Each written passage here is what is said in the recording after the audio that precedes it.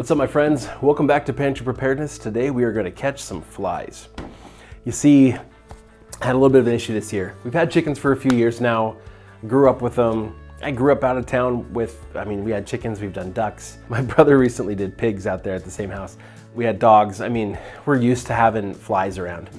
But with a chicken coop, as with other livestock, the area where they live and where they spend most of their pooping time, that is a space that you do not want to get wet. Wet manure smells so much worse and attracts flies like crazy. But for some reason, one of these sprinklers that I have in this area near our chicken coop that I had already adjusted to not shoot into the chicken coop was spraying into the chicken coop. And so we had some puddling. It smelled awful. Made the whole yard smell not great. But we had a huge fly problem in our yard. I had one of these. This is a fly trap. It's called the Captivator. It's from Starbar. I think the first one I got, I ordered online based on a recommendation I saw on Facebook. And it worked so well, I went and bought a second one. And of course, when I needed one this last week, I couldn't find the second one. So I had one of these traps out in my yard near the flies, and it was basically full of flies. You can see here, just totally, basically filled up. Still getting flies, new flies in it, but I'm just like, I need to attract a lot more flies. I need to do a lot more quickly. I need to get them in here and out of my yard, especially because flies proliferate so quickly. They propagate. You get so many of them. In fact, oh my gosh, it was so gross. I could see flies it was kind of like a horror film where things are coming out of the swamp. They're in that mucky, wet manure on the ground, and I'm just like, they're breeding right in there. And I've got maggots in there, I'm sure, and stuff, and the chickens probably love those if they find them. But I was getting all these flies. It's so gross. So my wife's like, you should get more of these. And I'm like, how many more? She's like, how about 4? Let's get 4 more. So I went to my local D&B supply, and I did. I bought 4 more of these. Here's a cool tip, by the way. You can buy this on Amazon. When I checked last week, it was $16. When I looked on D&B's website to see, 1, if they have them in stock, and 2, how much they're charging, it was only $10. That's pretty substantial savings by buying it locally at D&B Supply. So shop local. That actually is not as good for me, because if you use the link that I will put in the description of this video, I will get a commission for it, for referring you to it. But I'd rather you save some money and had a really great experience. So I'm going to encourage you, if you need to catch flies, check if you have a local farm supply type store. We have D&B Supply out here, we have Tractor Supply, and then occasionally you'll find the smaller kind of one-off places. Over in Eastern Idaho, they have Cal Ranch. If you live in a place with kind of a rural farming community at all, you're gonna have some of those kind of stores. You'll probably save some money, but you'll also benefit your local economy more than, paying Jeff when you buy stuff off of his website. Back to the topic at hand. I bought 4 more of these. I went and set up 3 of them. The 4th one is here in my hands. I'm going to be setting this up soon too. But 2 of them I put out by the chicken coop. 1 I put over by our trash cans, where I also have a little compost bin. I have a lot fewer flies over there right now. Normally that's one of our main fly spots. But I put 2 out by the chicken coop. Now, you can see here after a day, first of all, I didn't catch as many flies on the first day because the lid fell down. Because I just have them sitting out there. They do have a little tab in the top with a hole in it. So you can see maybe my finger through that hole. So I could hang them up. But I don't have a great spot to hang them right there where I want them. I don't want to hang them in the chicken coop. I want them outside. I don't want them to be disturbed.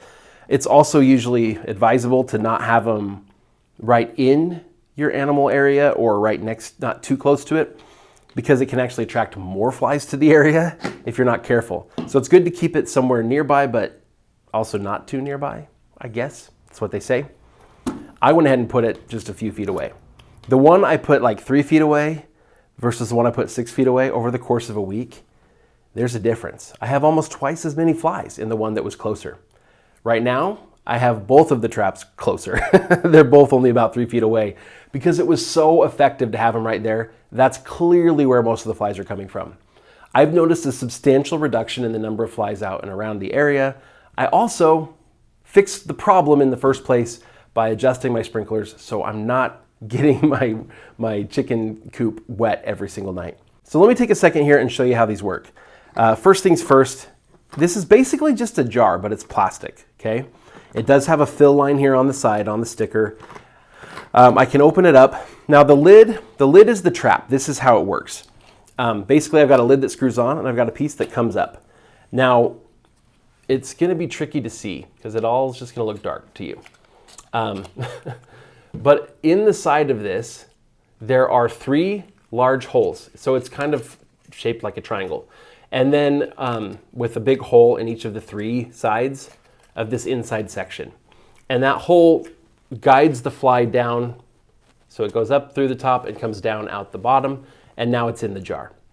Well, when it's in the jar, if the fly looks upward to try to find its way out, first of all, it's gonna see a ton of light from all around it because it's a clear jar. And so it's gonna think the way out, fly out, and then it hits the wall. You've seen flies do that, I'm sure. If it tries to fly upward, it's gonna look like ceiling. Look at how that just looks like a solid black piece of plastic. To a dumb fly, that's what that looks like. Plus, when the flies, if they do actually make contact with what's inside of here, a lot of times they'll get stuck or they'll kind of sink a little bit. Now, only at first, because eventually you're gonna get a layer of dead flies in here and then the others will lie on top. So you're gonna get a lot of flies that are just gonna get trapped in there and then they have such a short lifespan, they'll just die. Then, the way this works, this is part 2 of the trap, is there's bait. Inside of here, there's a little block. It looks kind of like this. You can see from when I put this one together. This little block inside of here. It's like, it's powder, but then it's wrapped in a water-soluble plastic. So I tear that open, I drop it in there, and then I just fill up water to the line. I screw the lid on here, and you can just leave it closed at first or open it, whatever you want.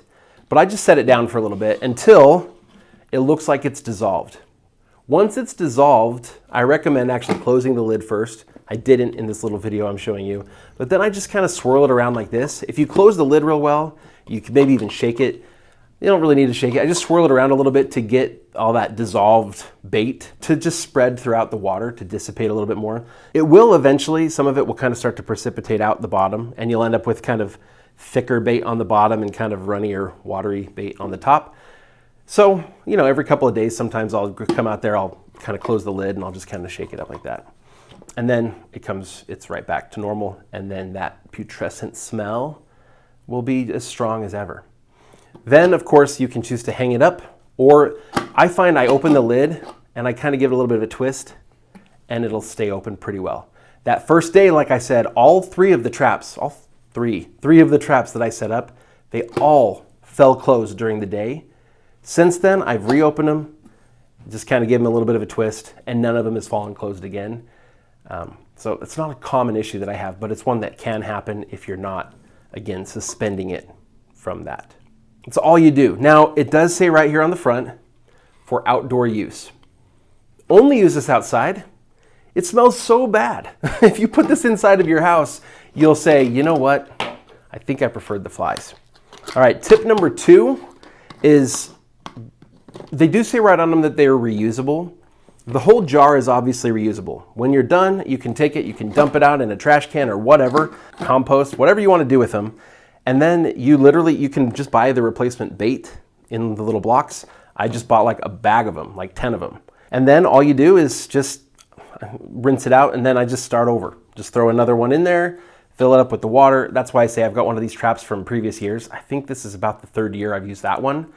One year the sun hit it pretty hard and did kind of melt one of the little sides of the bottom a little bit, but the trap works great still. But here is the tip that I will give you. And that is, you can actually make one of those blocks last in a trap for basically the whole season. The way that I do that is, first of all, the water will want to evaporate. And as it slowly recedes, I'm just gonna, you don't even have to like take the lid off. Just with the hose, I just kind of spray a little bit of water back in here through the lid. Or you can just take the lid off and fill the water back up to the line. And the bait that's inside there is still gonna smell really bad and it's still gonna attract flies incredibly well over and over and over again. I'm not gonna use it from one year to the next. I'm gonna dispose of it at the end of the season. But I just use literally one bait and it lasts the whole season.